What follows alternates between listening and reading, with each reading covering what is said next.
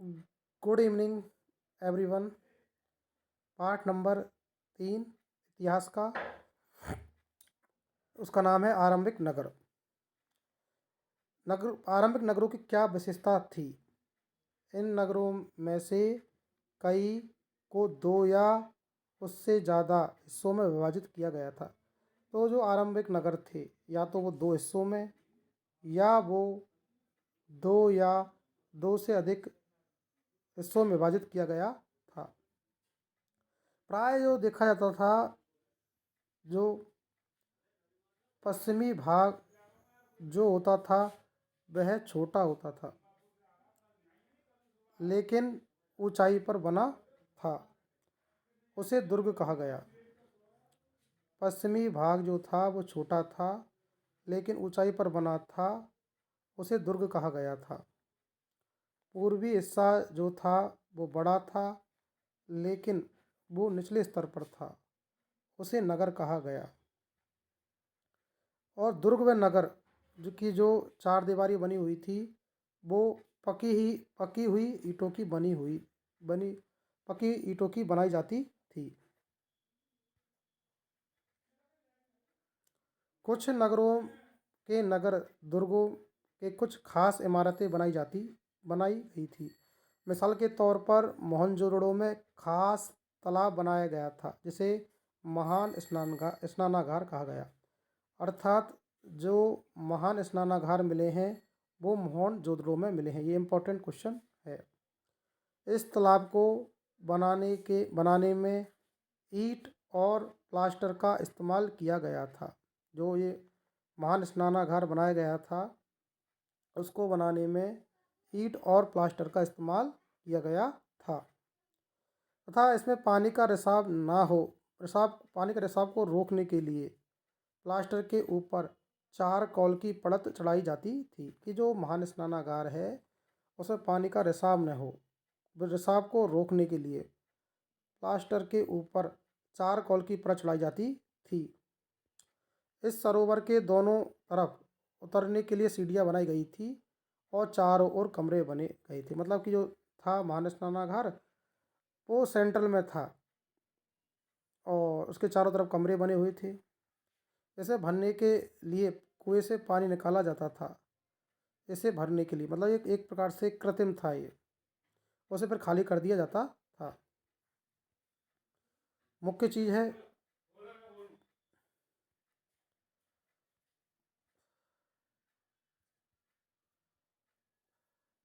कालीबंगा और लोथल जैसे नगरों में अग्निकुंड के साक्ष्य मिले हैं।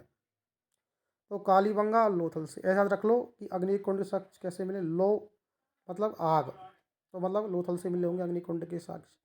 और एक कालीबंगा मतलब जल के क्या हो गई, काली हो गई, अग्नि से जल की वस्तु काली हो गई। तो लोथल मतलब लौ मतलब आग, अग्निकुंड तो मतलब लोथल से मिलेंगे। ठीक है, यहाँ यज्ञ किए जाते होंगे। हड़प्पा, मोहनजोदड़ो और लोथल से बड़े बड़े भंडार गृह मिले हैं। शायद उनमें कुछ रखा जाता हो, अनाज या कुछ भी हो सकता है।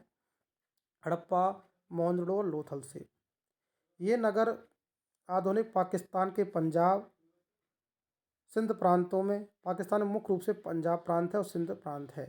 भारत के गुजरात, राजस्थान, हरियाणा, पंजाब प्रांतों में भी मिले हैं। मतलब राजस्थान में गुजरात एरिया हो गया, राजस्थान हो गया, हरियाणा हो गया, पंजाब प्रांत में भी मिले हैं।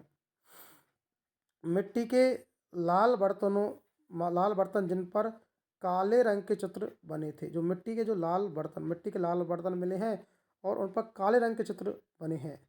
पत्थर के बाट, मोहरे, मनके, तांबे के उपकरण, पत्थर के लंबे ब्लेड आदि। भवन, नगर और सड़कें कैसी थी उस समय? इन नगरों के घर आमतौर पर एक या दो मंजिला होते थे। जो नगर थे उस समय आरंभिक नगर, उनमें क्या होता था, वो एक या दो मंजिला होते थे स्टार्टिंग में। घर के आंगन के चारों, जैसे आंगन होता था उसके चारों कमरे बने होते थे। अधिकांश घरों में एक अलग स्नाना घर होता था तथा कुछ घरों में कुएं भी होते थे। कई नगरों में ढके हुए नाले थे। सावधानी से सीधी लाइन बनाया जाता था कि हर नाली में हल्की ढलान होती थी ताकि पानी इससे बह सके।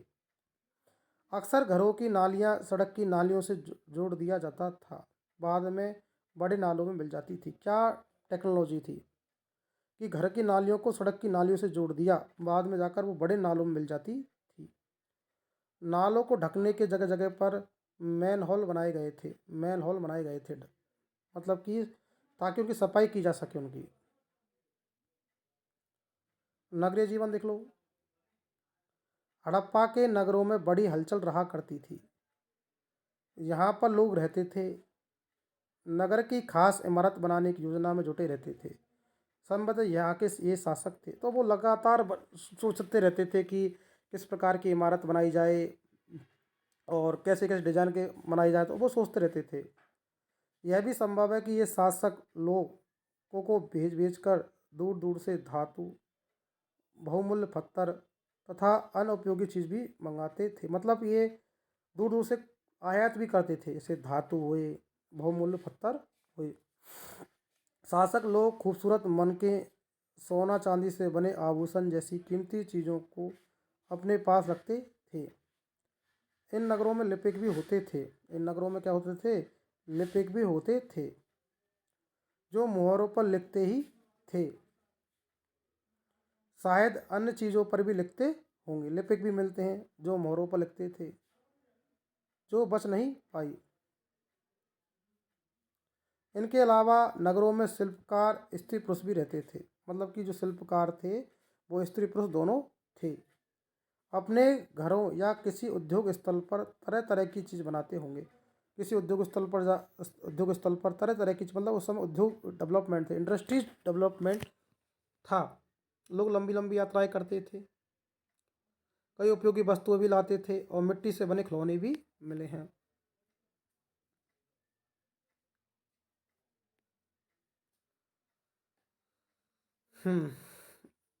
मोहनजोदड़ो से एक कुआं भी मिला है। हड़प्पा से एक की मोहर मिली है। इस मोहर के ऊपर एक चिन्ह की खास लिपि है। उपमहाद्वीप में पाए गए लेखन का यह प्राचीनतम उदाहरण है। विद्वानों ने इसे पढ़ने की कोशिश की लेकिन अभी तक इसे पता नहीं चल पाया कि इसका अर्थ क्या है। इसे बुस्टरोफैथम विधि भी कहते हैं। पुरातात्विक जो चीज़ वहाँ मिली अधिकतर पत्थर, शंख, तांबे, कांसा, सोना, चांदी, धातु से बनाई गई थी। तो ये चीज़ें मिली हैं पत्थर से, शंख से, तांबे से, कांसे से, सोने और चांदी से। तांबे और कांसे का प्रयोग ये औजार के लिए करते थे, जबकि हथियार, गहने, बर्तन बनाए जाते थे। इनसे तांबे और कांसे से हथियार भी बनाए जाते थे, गहने भी और बर्तन भी। हड़प्पा सभ्यता के लोग पत्थर की मोहरें बनाते थे। पत्थर की ये मोहरें भी बनाते थे हड़प्पा सभ्यता के लोग। जब ये पत्थर की मोहर बनाते थे तो उन पर आयतकार मोहर होती थी। कैसी होती थी? आयतकार मोहर। और उन पर जानवरों के चित्र मिलते हैं। आयतकार मोहरों पर मिलते हैं जानवरों के चित्र।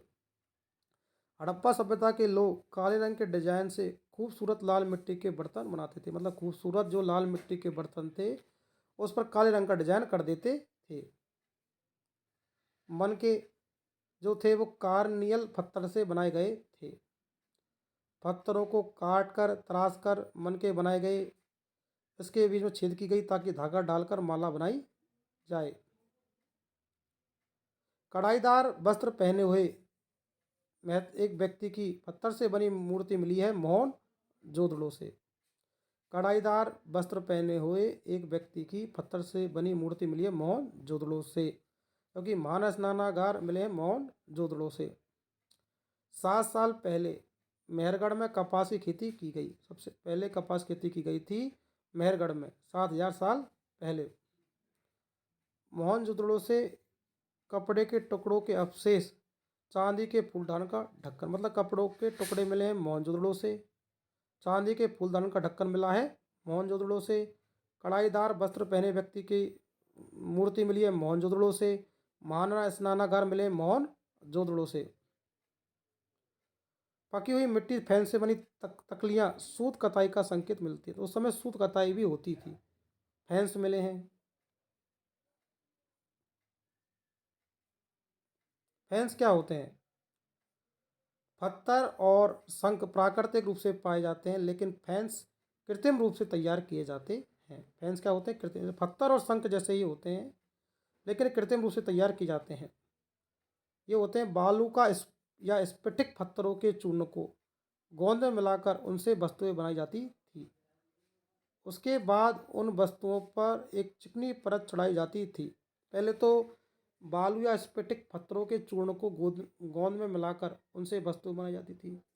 फिर उन वस्तुओं पर एक चिकनी परत चढ़ाई जाती थी और चिकनी परत के रंग प्राय नीले और हल्के समुद्री रंग होते थे। फैन से मनके, चूड़ियाँ, छोटे बर्तन भी बनाए जाते थे। हड़प्पा में लोग कई चीज़ें मिलती हैं, लेकिन तांबा, सोना, चांदी और बहुमूल्य पत्थर जैसे पदार्थों को वे दूर दूर से आयात करते थे। मतलब तांबा हुआ, सोना हुआ, चांदी हुई और बहुमूल्य पत्थरों को वे दूर दूर से आयात करते थे। हड़प्पा के लोग तांबे का आयात संभवतः राजस्थान से करते थे। यहाँ तक कि पश्चिमी एशियाई देश ओमान से भी तांबे का आयात करते थे। तो तांबा करते थे राजस्थान से आयात, और पश्चिमी एशियाई देश ओमान से भी करते थे।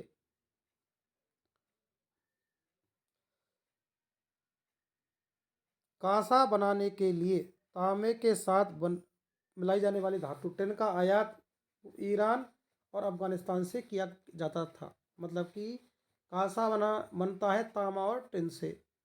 तो टिन का आयात किया जाता था ईरान और अफगानिस्तान से। सोने का आयात आधुनिक कर्नाटक से किया जाता था। बहुमूल्य पत्थरों का आयात गुजरात, ईरान, अफगानिस्तान से किया जाता था। नगरों में रहने वालों के लिए भोजन। लोग नगरों के अलावा गांवों में भी रहते थे। मतलब नगरों में भी रहते थे और गांवों में भी रहते थे। वे अनाज उगाते थे, जानवर पालते थे। किसान चहवाहे ही शहरों में रहने वाले शासकों, लेखकों, दस्तकारों को खाना सामान देते थे। पौधों के अवशेषों से पता चलता है कि हड़प्पा के लोग गेहूँ, जौ, दाल, मटर, तिल, सरसों उगाते थे। कौन कौन सी? गेहूँ, जौ, दाल, मटर, तिल, सरसों उगाते थे। जमीन की जुताई के लिए हल का प्रयोग नई बात थी। हड़प्पा सभ्यता के हल तो नहीं बच पाए पे प्राय लकड़ी से बनाए जाते थे, लेकिन हल्के आकार के खिलौने मिले हैं। इस क्षेत्र में बारिश बहुत कम होती थी। सिंचाई के लिए कुछ अनेक तरीकों का इस्तेमाल करते थे।